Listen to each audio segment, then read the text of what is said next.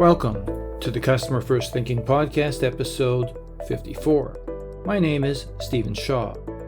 In this episode, we interview Michael Johnson, the Marketing Department Chair at the Wisconsin School of Business and co-author of the book Customer Portfolio Management.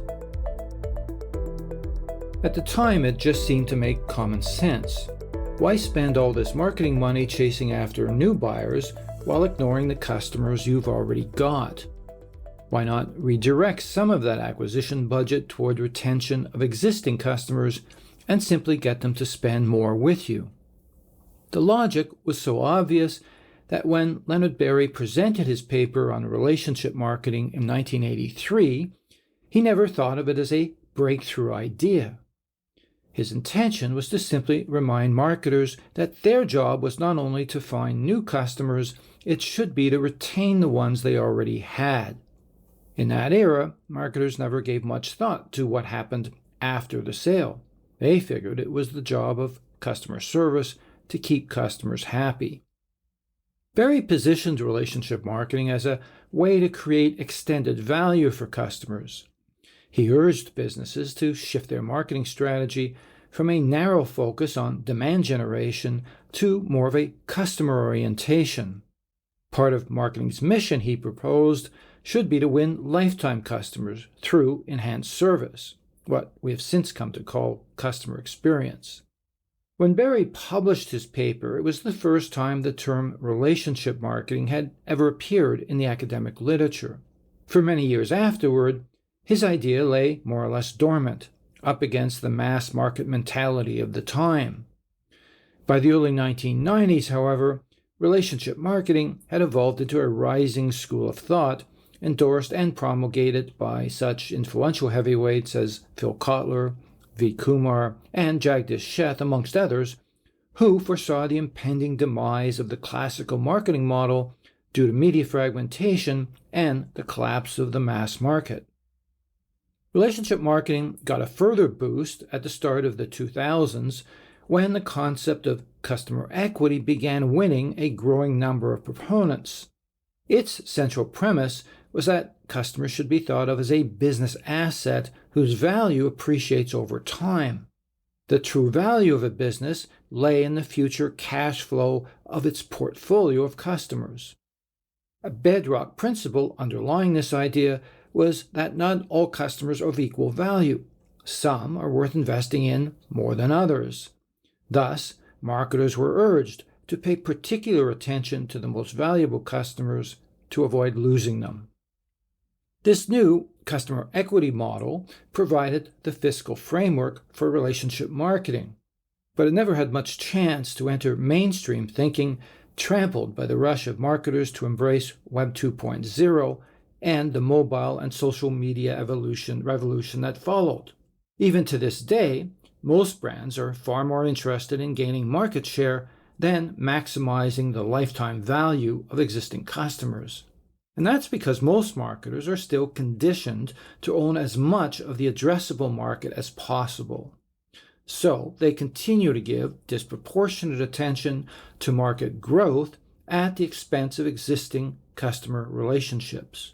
Which is why, 42 years after Berry published his paper, marketers still lack a cohesive planning framework for customer portfolio management. Even more disheartening, they've yet to crack the code on striking the right balance between acquisition and retention spending. Yet, according to Michael Johnson and Fred Selness in their book, Managing the Customer Portfolio, the companies that succeed in future will have mastered the practice of strengthening relationships with customers. In their book, they present a systematic framework for converting weak relationships into stronger ones. The key, they believe, is to segment customers into relationship segments based on the degree of customer satisfaction, attitudinal loyalty, and brand preference, along with key behavioral indicators such as retention and growth trajectory. Michael Johnson is a renowned academic and prolific scholar, having written 6 books. He achieved early fame when he helped to develop the first customer satisfaction index in 1989. His methodology and econometric modeling subsequently laid the groundwork for the launch of the American Customer Satisfaction Index in 1994. I began by asking Michael his perspective on the current state of marketing and whether it was a good or bad time to be a marketer. Well, I think it's definitely an interesting time. We had an AI symposium, AI applications in marketing, last week here at the school. And most of the applications right now are in the marketing domain. But marketing has sort of seen this transformation, yet incredible variance in terms of how people interpret it. I think one of the problems is people still see it as sales and advertising, as opposed to taking a market and customer orientation of the firm. So I know a topic we'll get into is reliance on simple metrics. But we get too focused on what become simple metrics. But I see our students today, and as one of the practitioners put it last week at our symposium, it's not going to replace, AI is not going to replace people in marketing, but marketers who know AI are going to replace those who don't. So it's going to have its influence, but I think we can play off just the variety of what it means to be a CMO these days. We've taught executive seminars to CMOs, and the job descriptions are all over the place. They can be very narrow, they can be very broad. So I think the state of marketing is it needs to continue to evolve. It's been slow to evolve in some ways, but the pace of change is going to be pretty incredible in the years to come. Yeah, absolutely. And let me just ask you about the CMO function itself, because it struck me that for a while there, the CMO title was out of favor, that you were hearing chief revenue officer or other titles that almost combined functions within the company. Has that been your observation as well, that as you say, the job descriptions vary dramatically? Is that related to the fact that the C-suite today actually doesn't understand what marketing does? Yes, but it also gets into what we mean by who and what is a customer experience officer.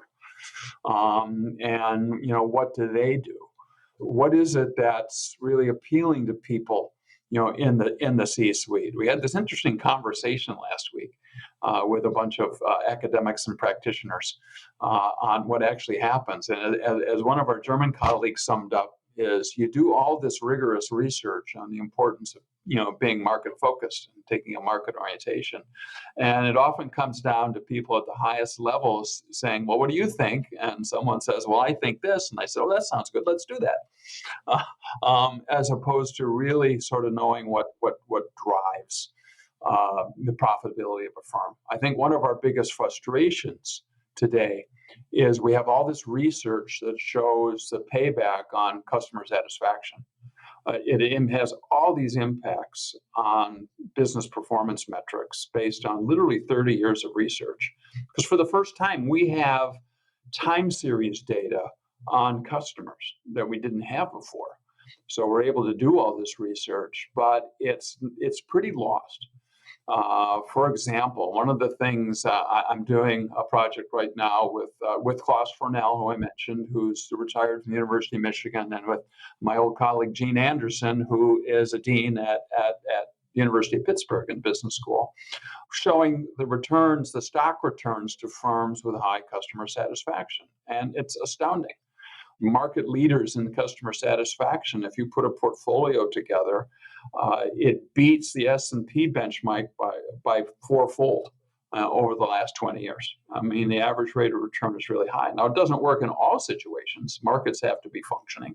You have to be in sort of a normalized situation where firms are rewarded for treating customers well and punished if they don't treat them well, as opposed to, for example, what goes on in the pandemic.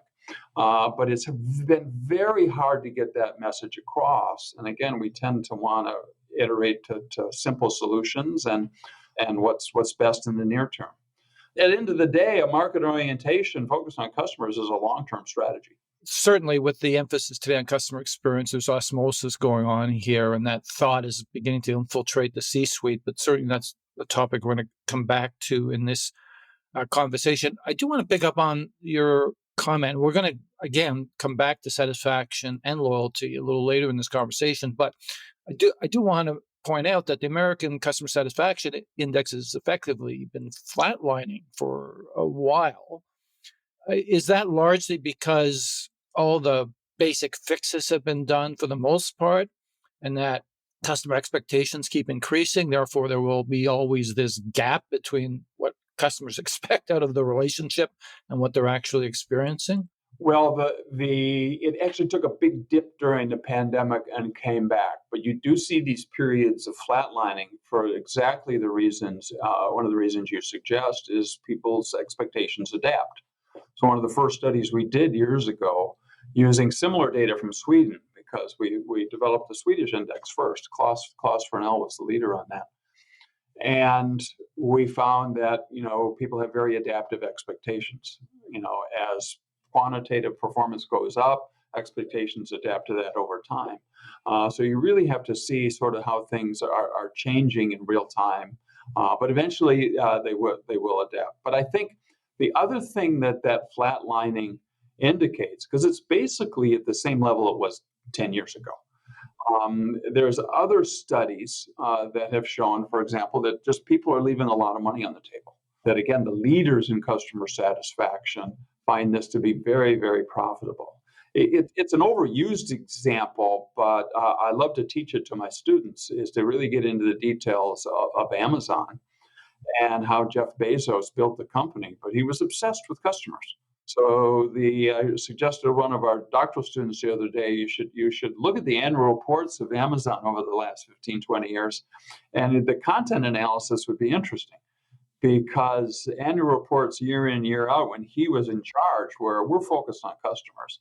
Now you see them straying a little bit from that. You see them a little bit more focused on employees and other things, and policy, and things that may be spreading their focus a little bit. That doesn't mean other things aren't important, but I think their success can be traced back to, Bezos had an unrelenting focus on customers. No question. So there are firms that get it right. I mean, they're still few and far between. I think the problem today is all of the oligopolies, the law of three that have formed in corporate America, frankly, around the world, where there's no pressure on the telcos would be a good example. Banks would be another, where there's nobody's nipping at their heels. So they can get away with as much as they can get away with, obviously. So I think that part is a corporate thing. But again, that's a topic maybe I'm going to reserve for a little later on as well. I just want to ask you one other question, just in terms of your academic experience today, talking to these kids. They've chosen marketing potentially as a career option. Are they anxious about that now as a career option? You consider the impact of AI and effectively could be wiping out all of those intern jobs that they used to graduate into. What are the kids' perspective? I mean, they're using Chat GBT probably every day in their studies. What's their attitude? What's their feeling today toward marketing as a career choice? Well, I think what we see here at the Wisconsin School of Business is students looking at marketing as part of an overall training, a lot of double majors. We even have some triple majors. So they're looking at things like one of the very best students in my class last semester, I should say in the fall semester, is a double major in supply chain management and marketing. And he wants to see his experiences over both of those over time, because they connect. And a lot of my own focus over the years on a customer orientation was by working from people who came from the supply chain channels management area, because they wanted really good customer data to drive product and process change. So, the book you showed me with Anders Gustafsson. Well, Anders was I joke with him. I say he's one of my recovering engineers, but he was a Swedish engineer who really transformed himself into a marketing professor. But he came to Michigan as a postdoc and spent every afternoon in my office, and he talked about it from a product process change standpoint, and got me involved in some case studies, including one with Volvo. And we've been working together ever since. Yeah, which is highlighted in that book. It's interesting. I interviewed Chris O'Hara, who's sort of in charge of customer data at SAP. And their big thing is integrating supply chain data with demand data. And he said that's the magic elixir, because right now there's a disconnect between demand levels and your ability to actually meet the demand. So he said it could solve a lot of problems if they managed to crack the code on that. So it's so interesting that you talked about the supply chain side of things. So let's move into the theme of this podcast, obviously, and of your book, which is the idea of customer portfolio management. You are a renowned expert on customer satisfaction. What led you to tackle this particular theme, make it the subject of this book? I mean, CPM has been around a lot. The concept has been around probably 20 years or so. What made you want to take this on as the focus of this particular book of yours? Well, this goes back to a long partnership with my friend Fred Selnes, who's at the Norwegian Business School, BI. I've known Fred for a long time, and we've literally been working on this for 25 years. But you sort of have to go back to the early research on satisfaction and the importance of customer loyalty and its impacts on business performance. So these are a couple of stories that I told, we tell very early in the book. But one is I was teaching a seminar on the impacts of loyalty on performance, and in an executive setting at the University of Michigan Business School, now called the Ross School of Business. And it was a very interesting discussion. So after this discussion, the executives all got into commenting on what I was talking about. And one of the executives at a large U.S. telecom company said, "Well, I'm convinced by Professor Johnson's, lecture. We should, increase satisfaction and lower churn, but I'm only going to want to lower it by 5%." So put this in the context, 20 plus years ago when cell phone contracts were turning over every 6 months. People were just looking for the best deal. And the other executives sort of looked at the guy and said, "Well, didn't you just hear what he said? Shouldn't you lower it more than that?" And he said, "Well, you got to understand what might happen if I do that. If I do, I've got, tens of millions of customers and tens of thousands of employees and hundreds of offices around the country. I wouldn't have a very big business," which sort of takes you to what we call the watertight bucket. So you can sort of go to a simple solution if you take the customer satisfaction loyalty idea too far and say, well, I'll be better off with a smaller watertight bucket of customers. So I was used to teach with a guy named Chris Hart, who was at the Harvard Business School at the time. And Chris used to talk about these watertight buckets. You want to plug the holes because replacing customers that you've lost with new customers is not profitable. Well, sure, but the question is, what holes are you going to plug? And the firms that did this ended up years later, saying we're going to focus on those 10 or 20% of the customers that are 80, 90% of our profit. Fine, but they wake up, 5 years down the line with a smaller portfolio, a smaller business. And the telecom executive said, "I'll have a smaller business if I try to push this too hard." So then I started, Fred Selnes and I, we started thinking about this. We really need to put this satisfaction logic into the broader context of what a business is trying to accomplish. And that led to some work, a case study we did on a company called Panfish, now part of a much larger company called Maui. In fact, the chair of the board of his school at one point was the CEO of Maui, who was part of the integration that grew. But this company has about 25% of the global salmon and trout market. It's really huge. And they had a problem, which was, they couldn't control the size and quality of a catch when they were farming salmon in the North Sea, in the fjords of Norway. So big fish farming company. And so they started thinking about us and said, we have really three different kinds of customers here. We have, and the translations, this is where we got the language, partners, friends, and acquaintances. We have these partners who want these customized solutions, but they're willing to pay more for it.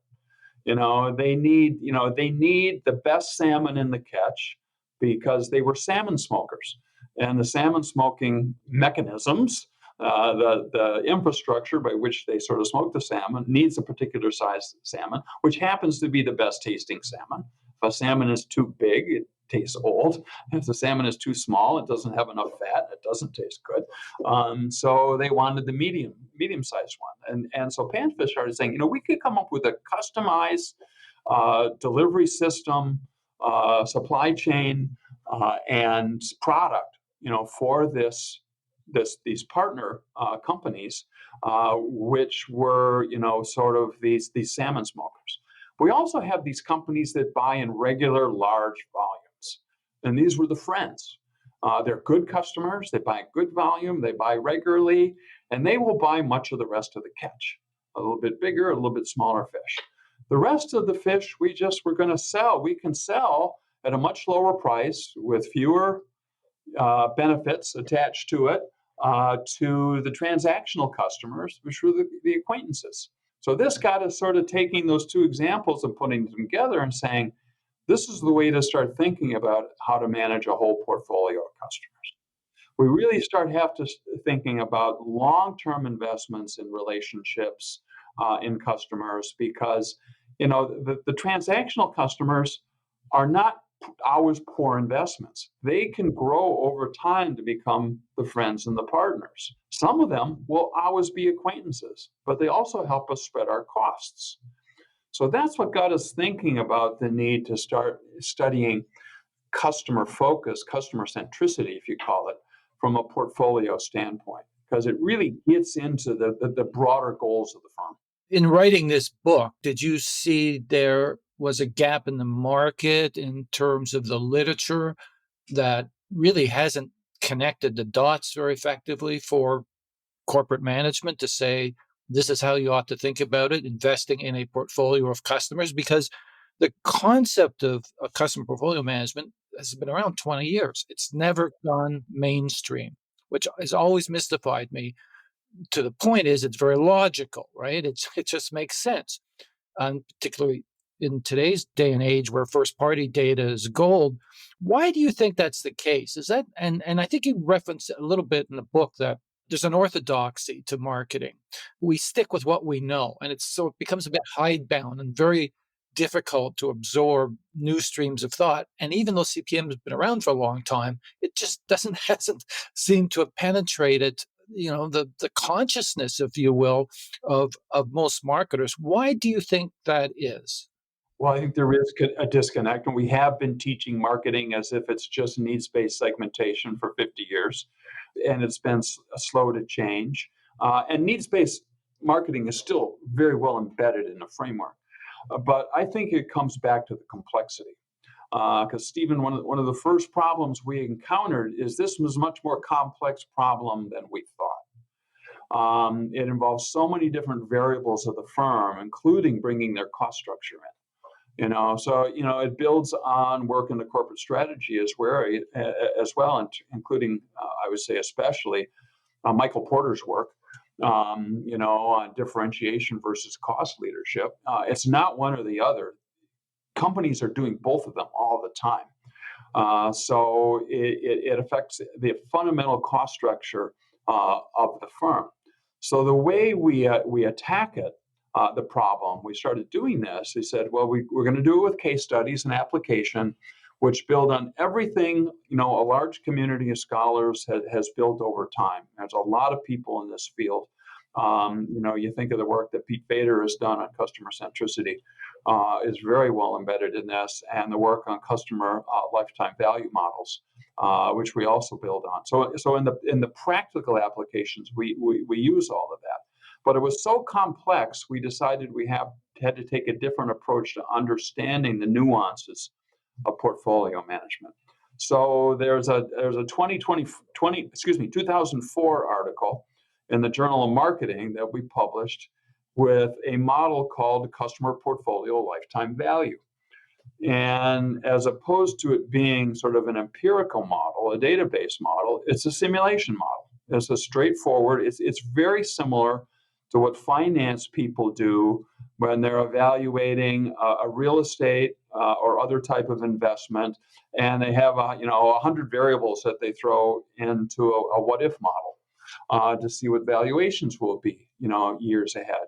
So we found ourselves using that model, and we started coming back to it, 3 years ago, and simulating more things and simulating different strategies. So I worked with Fred on this to simulate, well, what happens if if the focus is just on relationship conversion? If all you want to focus on is turning acquaintances into friends or friends into partners. Let's compare that to, an offensive strategy. Well, because some would say, well, it's all about volume. Again, simple solution. It's all about volume. So let's just put as much water in the leaky bucket as possible.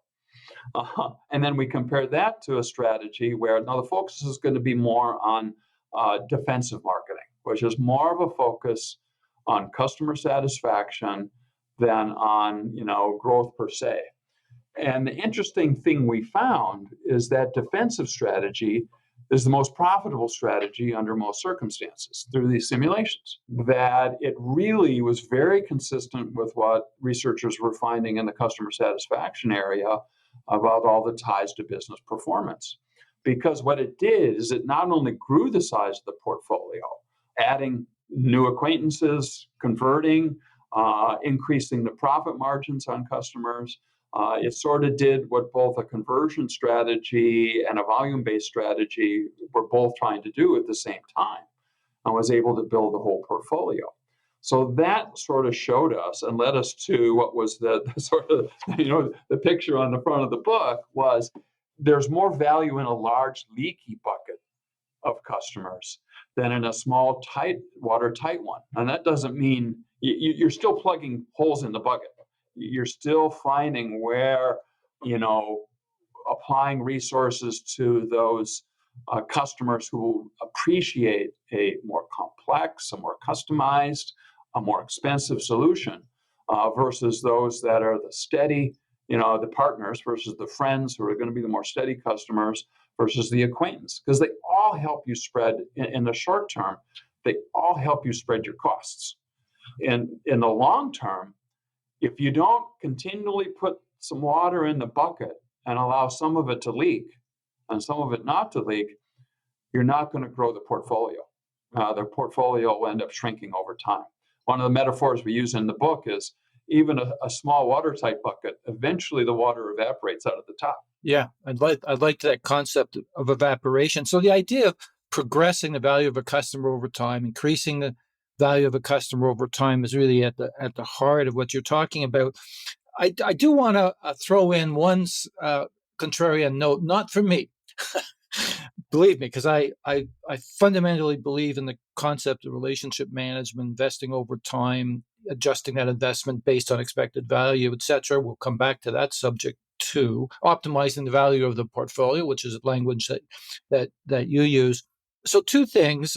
One is, I haven't heard you mention profitability. So in a book that was written a number of years ago now about the concept of demon customers, which is customers who are a drain on profitability, who buy on price, who are brand switchers. Is that a consideration here, that there are some customers that effectively, to use the expression, I don't like it, but the expression that some customers need to be fired simply because they're not good customers and have very little probability of increasing in value over time? That was Larry Seldon's book, which I think was written in 2003 when he made that case, business case, if you will. But it was largely on the idea of profitability as opposed to what you're talking about, which is really increasing revenue over time. Is that a fair comment? Well, yes and no, because in one of the chapters of the book, we get into sort of one of the approaches that have been around in time, and that's the need for predictive modeling, in a customer satisfaction framework. And one of the most important things there is satisfaction is an optimization problem. It's not a maximization problem. So there are optimal levels, and those optimal levels vary by relationship segment. So there are customers, and we got a sense of this. I was doing a study with my colleague Chris Hart on hotels years ago. And we looked at, and this was interesting because it involved working for a brand company as opposed to the owners. And there's a big difference between whether you own the hotel or you're the flag on the hotel. If you're the flag on the hotel, you want to maximize satisfaction because you're selling a brand. But if you're the owner, you want to optimize it. And we said, well, if there's going to be a payoff from satisfaction, it's going to be higher at hotels where there is a future revenue stream to capture, which basically, in our application, is going to be business travelers, vacation travelers who are going to go back to the same locations, as opposed to the transactional customer or transient customer, who's passing through a small town, on the only trip they're going to make from point A to point B in the next 20 years, and happens to stay in a hotel. So small market, rural hotels, the optimization point's going to be much lower, and that's exactly what we found. But in that satisfaction modeling, you have to connect satisfaction to a business performance metric that will show you that it is profitable. We do that, for example, in the American Customer Satisfaction Index research does that by understanding that relationship between the loyalty metrics that we capture in that data and actual retention. But it is a profitability metric. And you go back to your comment about demon customers, your relationship segmentation should also show you that, you're not going to invest in some of those acquaintances customers the way you are in others.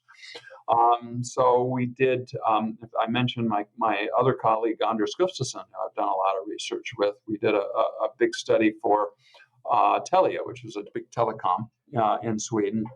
And we found a very interesting relationship between prior churn. We were using panel data.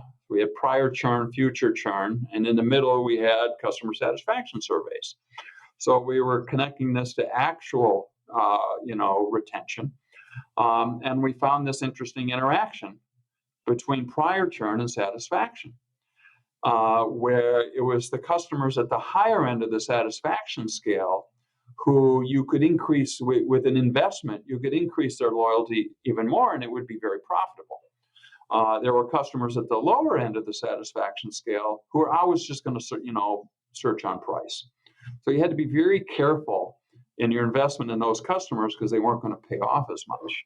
So, ultimately you have to connect your metrics to a business performance metric that ultimately gets to profitability. Yeah, and to some extent, the creation of loyalty programs were kind of designed to address that issue, to give somebody an incentive to actually stick with the brand, even though they might have a marginal relationship. There was something in it for them to not to exit to the competitor. And I do want to come back to loyalty as a subject momentarily, but just for the audience here who may not have already read the book, obviously, maybe just provide the overview if you can. You've referenced partners, friends to some extent, but just provide a quick, maybe matchbook cover definition of the relationship segments. And then I want to understand how those are identified. So just, if you can, just a short definition of what each of the segments are. Well, you can think about it in terms of how a relationship grows over time between buyers and sellers. They start out transactional, and if you're a customer, you're looking at different options to buy, and they all seem the same. They're more or less commodities. You may not see any differentiation, and you're going to buy, mainly on price.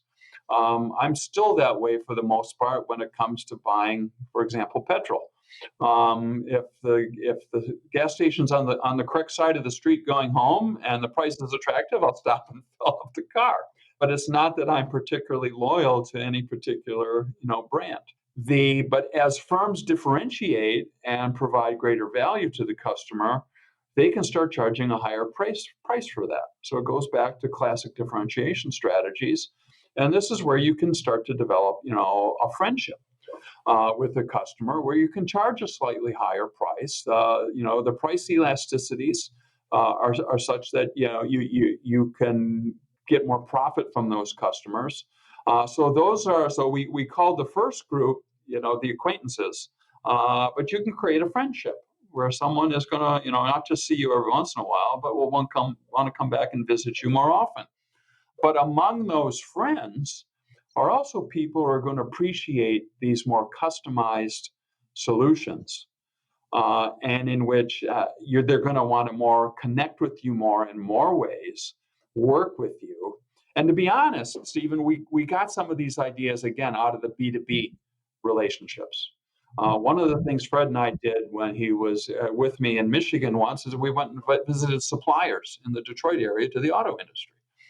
And many of them were very connected to Ford and General Motors and Toyota and companies where they had highly customized solutions in which they had to invest a lot in the relationship.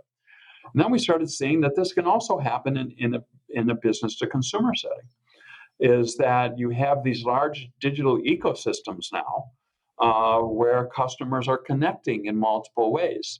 We're working on this, Fred and I are working on a study now with another colleague where we look at this brand adaptation in these service ecosystems. And they not only increase satisfaction, but they increase the switching costs. So, you can get very connected to the hip. So you're starting to see these B2C relationships that are not unlike some of the B2B relationships, we've seen for many, many years. So it's really about, do you have a more standardized product that's bought mainly on price, which is the acquaintances? Do you have a more differentiated product that you can charge a little more for and customers are willing to pay, which are the friendships? Or you have a highly customized solution that someone's willing to invest in, that each side, the buyer and the seller, are willing to invest in to create a true partnership. Well, and it comes back to value proposition. Some brands create flanker brands. In your book, you do give the hotel example, Marriott, I think, and it's interesting. Their approach is effectively creating different experiences for different relationship segments within their base. I do want to understand something though, and so conceptually, I get it.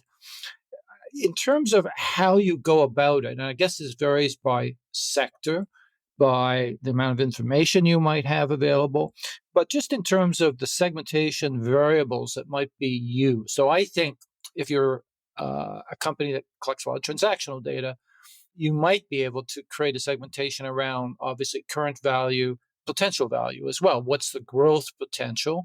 But there are other variables that obviously can be rolled into that as well. When you think about relationship segments, what are the types of variables that go into the stew mix, if you will? Right. Well, there's a whole list, including satisfaction and other things, but there's a couple of them that we have found particularly valuable. One is brand preference. So literally, if all things equal, would you prefer this brand to another brand? The other is share of wallet. So if you think of, Tim Kenningham has done a lot of work on, including work that links satisfaction to share of wallet. Where is, the customer's purchases actually going, which you can get out of your CRM systems, your customer relationship management systems. So one of our favorite case studies, which we put in the book, is about a home materials retailer, a Nordic company, that has these 30 stores.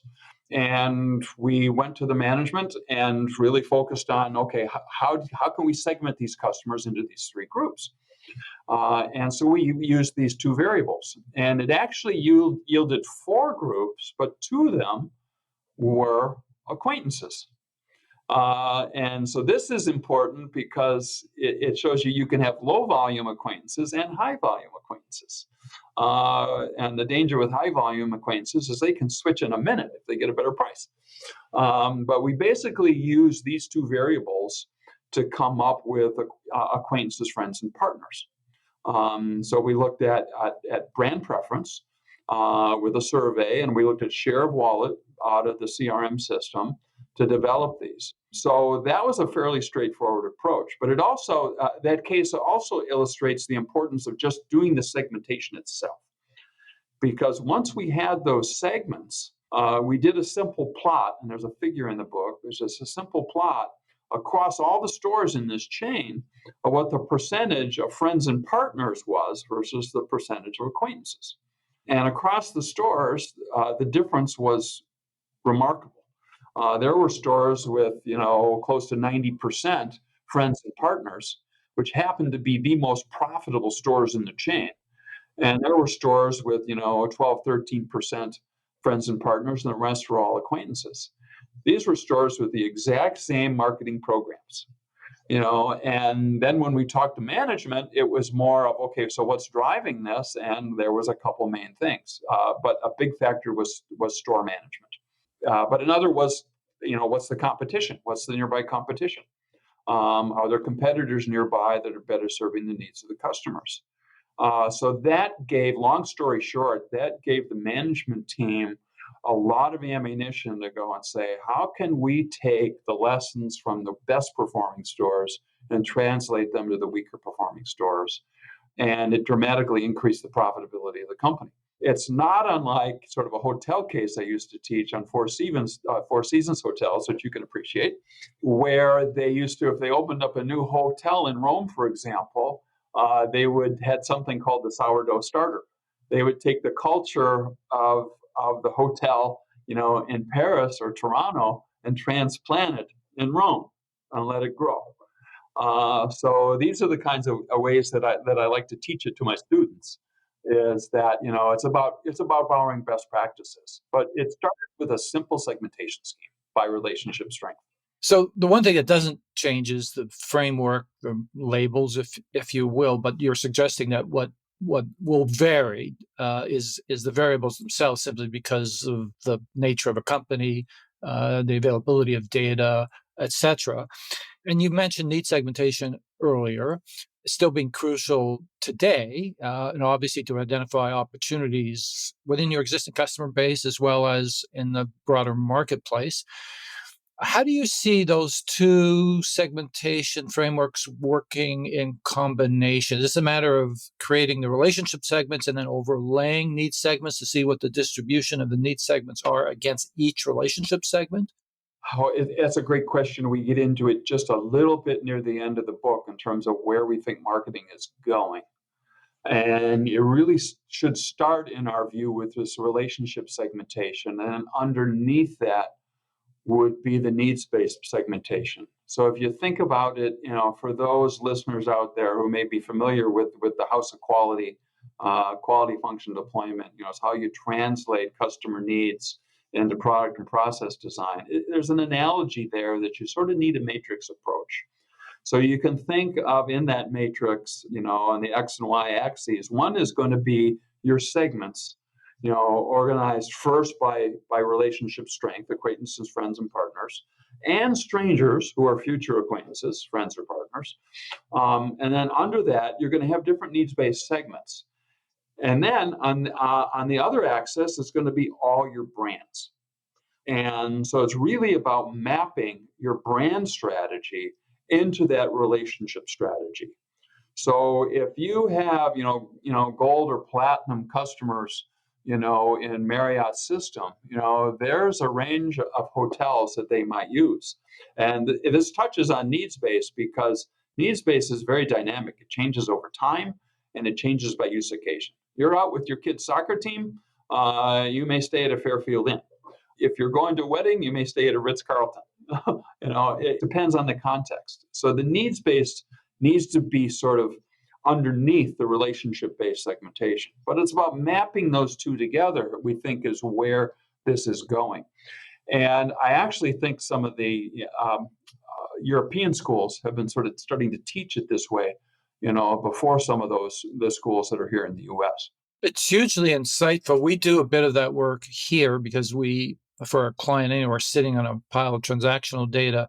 And what gets really interesting is when you do the valuation segmentation and then connect it back to the needs segments and just see the disproportionate skew in numbers that line up to those various tiers. So it's a fascinating bucket of insight. It's interesting to hear you say that that hasn't really become a standard practice. You would think ultimately it has to be. It's the path to proper value proposition development, I would argue.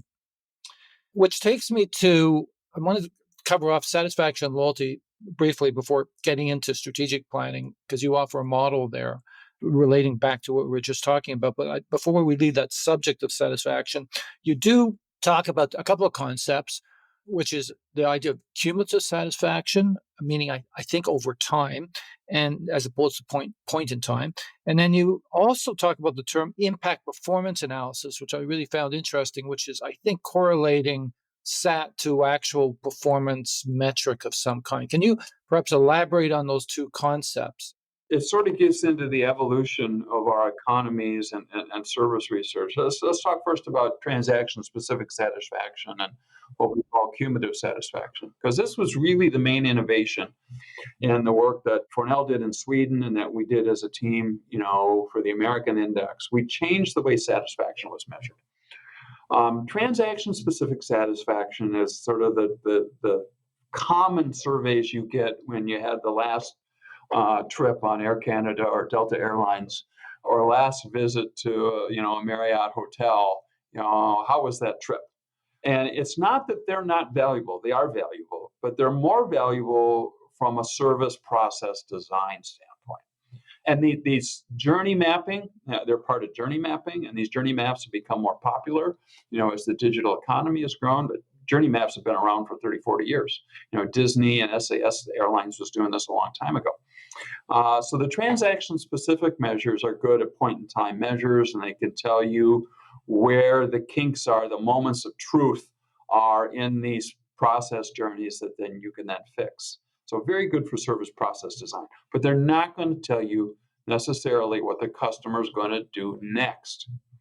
So we started measuring. Some of our early work looked at the economic psychology of customer satisfaction and said, what you really need to ask is overall, how satisfied are you to date with this product or service provider? And you can think of it statistically, the statisticians out there, as a Bayesian updating function. It's Bayesian statistics. You have, an impression, it gets updated over time. Your expectations adapt, as we talked about earlier. And that's what's more likely to determine what customers are going to do next.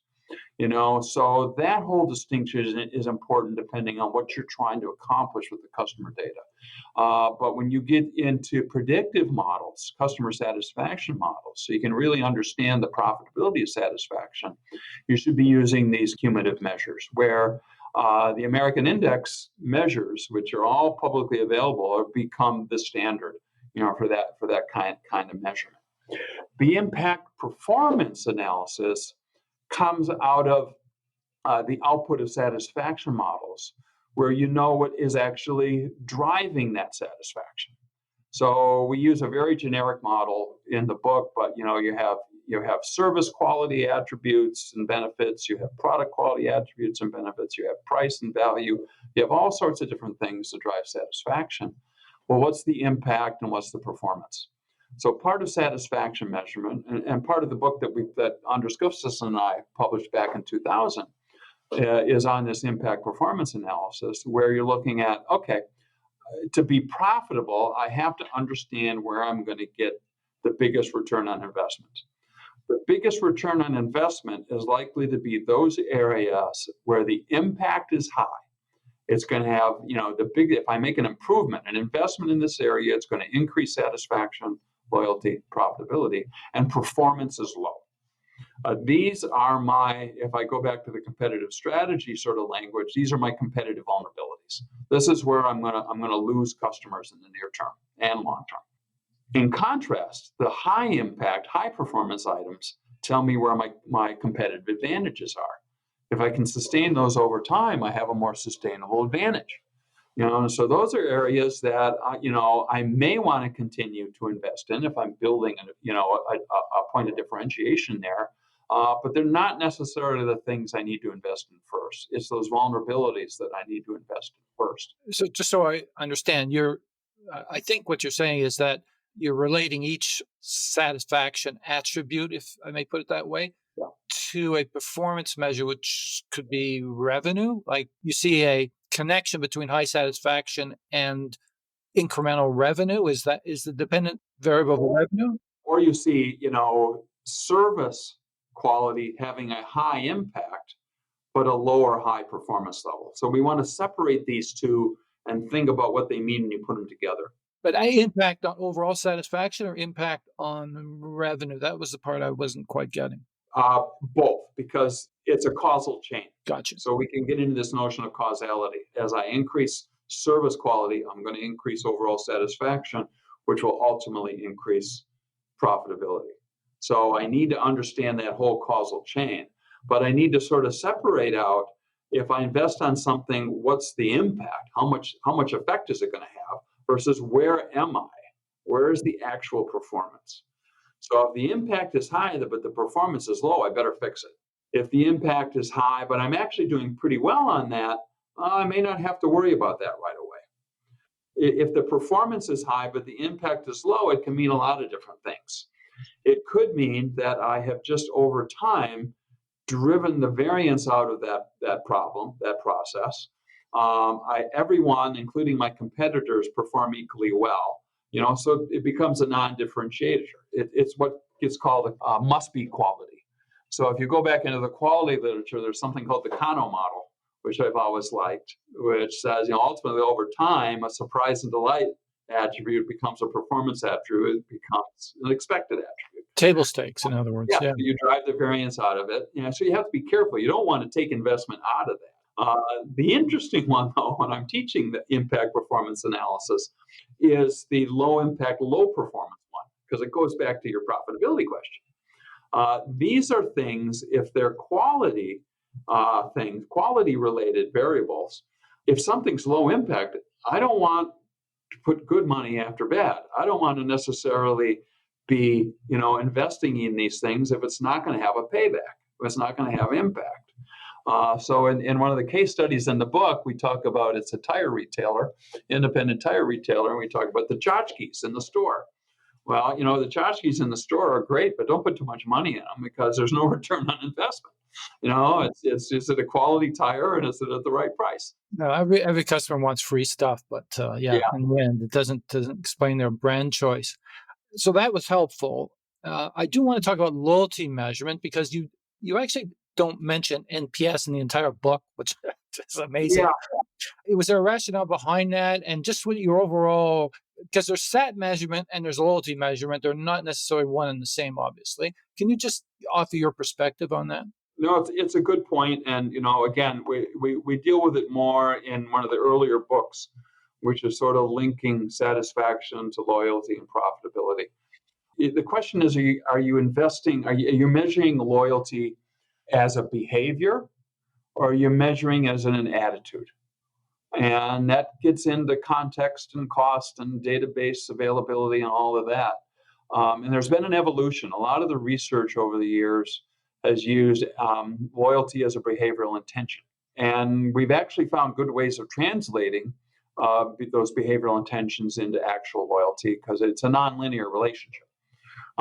That what you actually see is the biggest impacts of satisfaction on retention at the highest levels of loyalty. There's a guy named Rich Oliver whose research we build on, but Rich was, he was actually, one of the more senior guys when I was coming into the field, and unfortunately he passed away a few years ago. But he talked about true loyalty, which exists at very high levels of satisfaction, and that's very much the case empirically. That's why you get such a high return for being a market leader, in customer satisfaction. But when we can, Stephen, we usually, sometimes avoid that step only because we have the actual data. We have the actual retention rather than the attitudinal loyalty. And that is with the emergence of panel data and panel data studies where we can look at actual churn. That may be the only reason why we're not measuring loyalty as an attitude. So, but in this research we're doing right now on brand adaptation, we measure it as an attitudinal measure, to get started, to understand that. So it's still important, but if you can connect it to real behavior and you can connect that real behavior to actual profitability, that's what your causal chain and your predictive modeling should do. Sure. Well, we could have a whole conversation around this subject alone, for sure. I did have the privilege of interviewing Fred Reichheld when he came out with his latest book, and so the whole issue of NPS, some people view it as a SAT score, not a loyalty score. But I don't want to take us there because there's not a lot of time left, and I need enough airtime to explore, I thought one of the more intriguing aspects of the book, and there are many, but the one thing I really glommed onto, if you will, is your brand relationship market matrix, because I think to some extent it cracks the code on this challenge between managing a product portfolio and category management and the whole concept of relationship management. It brings these two things together. Can you explain how your matrix works? Yeah, we touched a little bit on that earlier in the sense that you can think about this as how I'm not just looking at a particular needs-based segment and how that relates to development of a new brand. I'm looking at companies that now have large brand portfolios for multiple needs-based segments, and how do I market those effectively to different relationship segments? And again, this is just, we're literally, planting the seed in that book and starting to focus on that question now. But how does a Marriott, for example, take its 36 brands and market them to 6 different, segments in their loyalty program?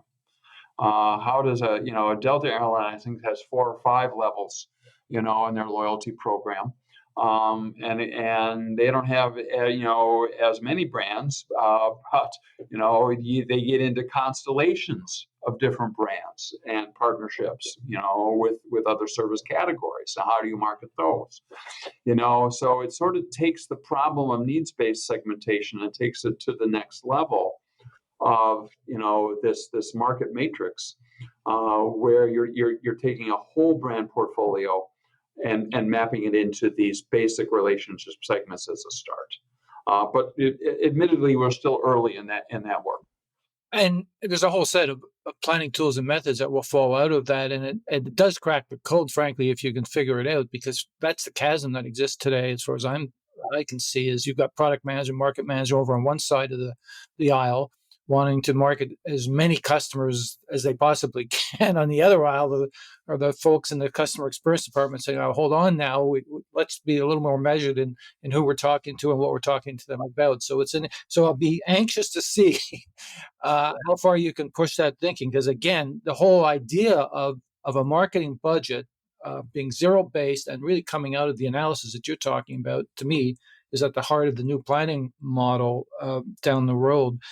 But let me then push that a little bit further in terms of how you think marketing should be organized, because go back to our conversation earlier about marketing being a bit hidebound. It's still largely product and channel based organizational structures. How do you think, if you embrace the concept of relationship segments, maximizing the value of the customer portfolio over time as key precepts here, how do you see marketing organizing itself around that new model? Well, I think in the simplest way, it needs to be flatter. It needs to cut across.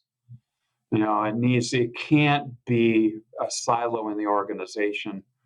It needs to cut across everything from supply chain to finance. The CFO needs to understand how this is going to affect long-term revenues, for the organization, and the CEO. The supply chain people, the chief operations officer, they're going to need to know, how what they're doing is going to be driven by what we're learning from a customer focus. So it really goes back. I'll tell you, Stephen, one of the first slides I show at any class or any executive seminar that I teach is a 71-year-old quote from Peter Drucker, which says, marketing is basically looking at the entire organization from the perspective of the customer.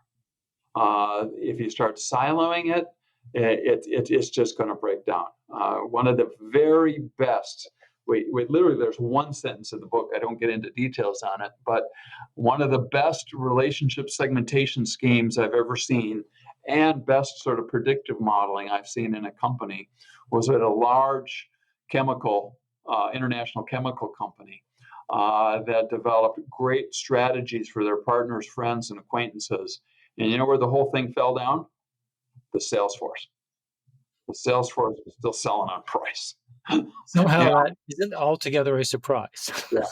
Which get into, I had an interesting lunch discussion a couple of weeks ago with 2 colleagues here which gets into the alignment of incentives. If marketing is going to be flatter in organizations, incentives have to be carefully aligned so that they really do drive ultimately the performance for the whole organization. To some extent in this conversation, I have one more question to ask, but to some extent we've answered the question I started with, which is basically what's the future of marketing? And the answer is the future of marketing is related to customers, and somebody's got to speak for the customer. So that's got to be marketing's job. But I do want to close out our conversation today, and we could have taken this many other directions because it's a very rich topic. Certainly, I will add, deserving of a follow-up book to this one. And this is back to the AI induced job disruption that's ahead. So, is marketing going to be called something different going forward that will put it more at the center of corporate strategy than it is today? Do you see that dramatic an evolution in the cards over the next, say, 5 years? I mean, I'll just go back to one other comment that OpenAI CEO Sam Altman predicted. This is not too long ago, that when AGI arrives, artificial general intelligence arrives, pick your time frame, 5, 7, 10 years, it will wipe out 95% of marketing, is his prediction. Could potentially even move into strategy. So is the salvation of marketing here really to embrace the core principles that you've outlined in this book? Because effectively that becomes the strategy of the entire business, not just marketing. You may have said it better than I. I think when I think of AI in this context, it's going to be what I sort of look forward to is the transition from Gen AI to predictive AI. Because then we're going to, what used to take us weeks or months in order to get the data, analyze it, with structural equation modeling, and really understand what the drivers of satisfaction are, how a predictive model will then predict loyalty and retention and profitability after that. That takes a lot of data and a lot of time. Eventually, you're going to hit a button. You're going to have to replace some of that data, in real time, and that data doesn't always update in real time, but it's going to change things dramatically. But today, we get into the framework of the book, into the need to combine really good data with predictive modeling and causality. And there's a professor I was chatting with last week from Yale. His name is Kay Sudhir. And he told all these young researchers, he said, avoid the temptation of taking your models, your predictive models, and inferring causality in them. Because AI still has, now I'm going to speak for myself, AI still has, challenges separating, true score from error statistically, real information from error, and, in causality. So it's going to be researchers who continue to understand how customers behave, what drives their behavior, what drives customer satisfaction, which involves quantitative and qualitative research.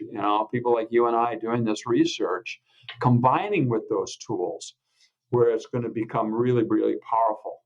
But without the notions of the causality, you're going to hit a predictive model and not be able to know, okay, well, how do we fix it?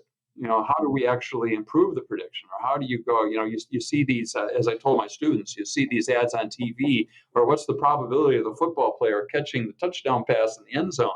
And it was only like 0.0 something percent, and they caught it. I go, well, that's great to know, but how does that relate back to, both the training of the receiver and the training of the quarterback and the offensive line that protected him, in terms of driving it back into this notion of product and process change that I mentioned earlier. So that's still going to be there. So it is sort of an exciting but scary world ahead. But, marketing's not going to go away. But we need to think of it as a customer market orientation. Yeah, for sure. And after 20 years of talking about it, finally, maybe it will actually happen.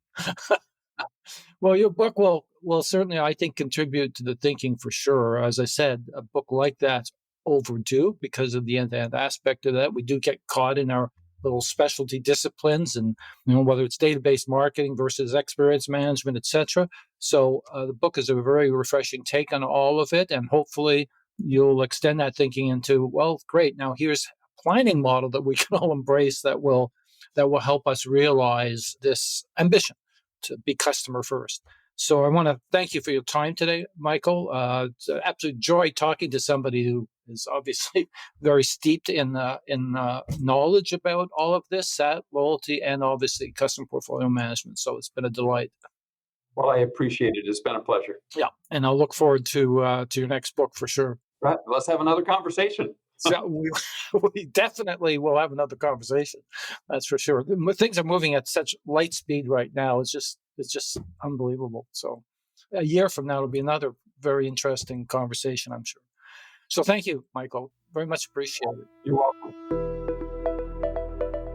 That concludes my interview with Michael Johnson.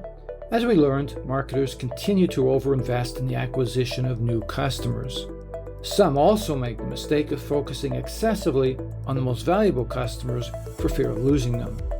Instead, marketers should just accept the fact that it's impossible to plug all of the holes in the customer bucket, since organic churn is unavoidable, even amongst seemingly loyal customers. Instead, marketers should selectively cultivate closer relationships with those customers who have the greatest potential to increase their share of wallet, using lifetime value modeling to estimate incremental revenue growth. They can then progressively grow the relationship with each segment over time, converting strangers into acquaintances, acquaintances into friends, and friends into partners. You can find past episodes of this podcast on customerfirstthinking.ca, where you'll also find articles, strategic frameworks, video, and more on the transformation of marketing. In closing, a big shout out to the enchanting Mary Chan at Organized Sound Productions for her contribution to making this podcast happen. Until next time, thanks for listening.